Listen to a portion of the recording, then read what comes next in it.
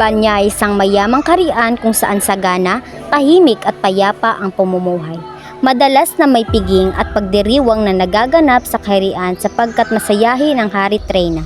May 3 silang anak na lalaki na pawang may kakayahang magmana ng trono. Sila ay sina Don Pedro, Don Diego at ang bunsong si Don Juan. Dasa silang pipiliin kung ang pagpapari o paglilingkod sa kaharian ng Birbanya ang tatakaking landas. Hindi maitatwa ng hari na ang paborito niyang anak ay ang bunsong si Don Juan, kaya namayani ang inggit sa puso ng panganay na si Don Pedro. Sa isang masamang panaginip ay dinapuan ng hari si Don Fernando ng mga lubhang sakit.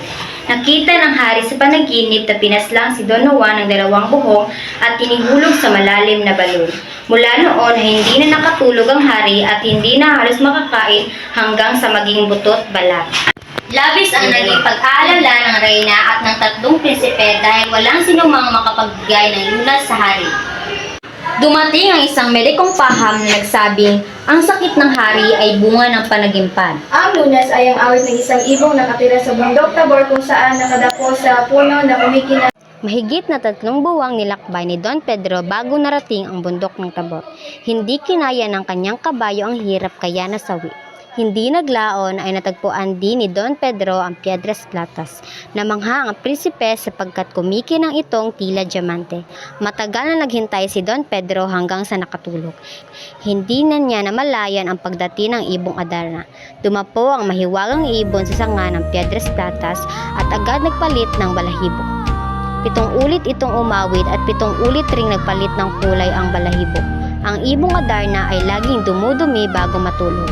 Ang ipot ng ibon ay pumatak sa natutulog na si Don Pedro at saglit lamang ang prinsipe ng Birbanya ay naging isang bato. Nang di bumalik si Don Pedro sa kaharian ng Birbanya ay inatasan ni Hari Fernando ang 2 anak na si Don Diego na hanapin ang kapatid at hulihin ang ibong Adarna.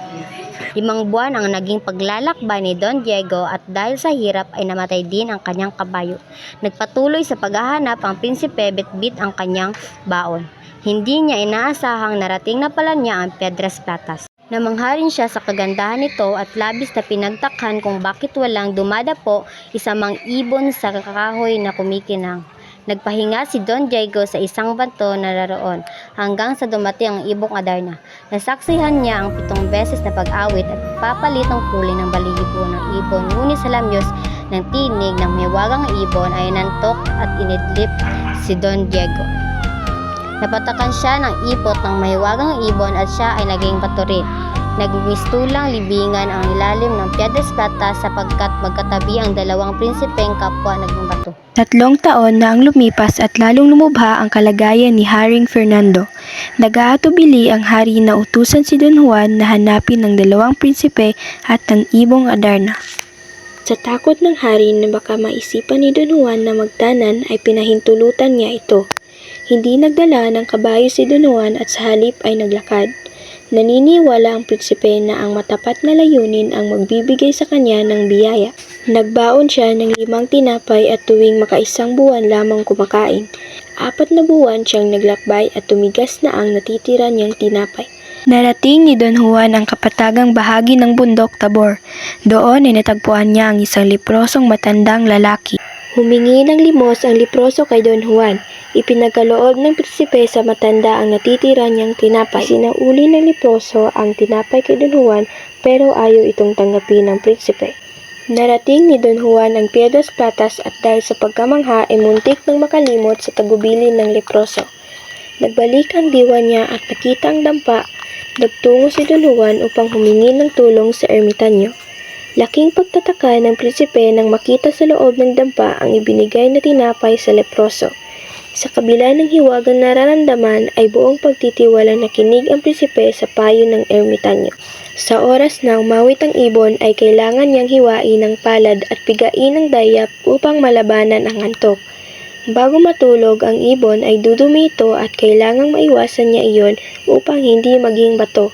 Ibinigay ng ermitanyo ang sintas na ginto para magamit niyang panghuli at panggapos sa ibon. Nasa ilalim ng punong Piedras Platas si Don Juan.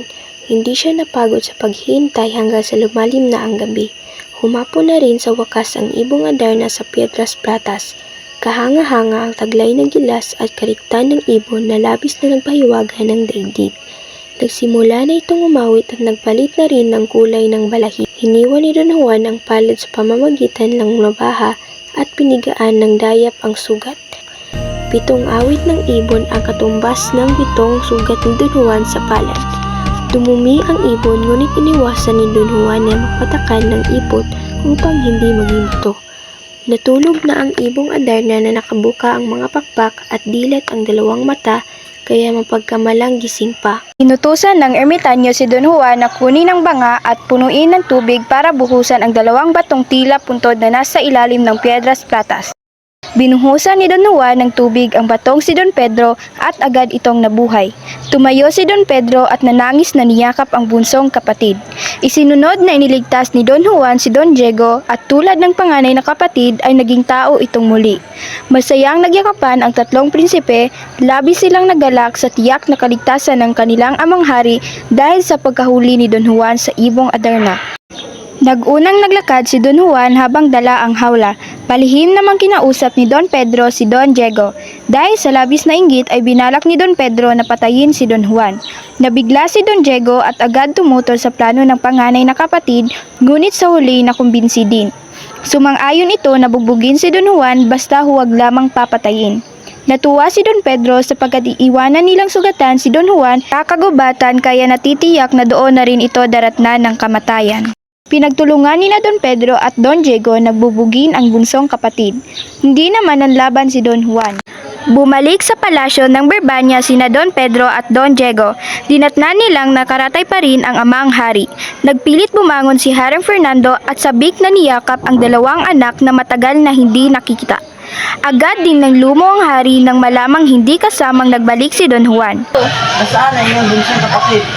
Hindi po namin alam, Ama. Iniharap sa hari ang ibong Adarna at laking bigla nito dahil pangit at lulugo-lugo. Ayaw pa rin kumanta ng ibon sapagkat wala ang tunay nagmamay-ari sa kanya na walang iba kundi si Don Juan.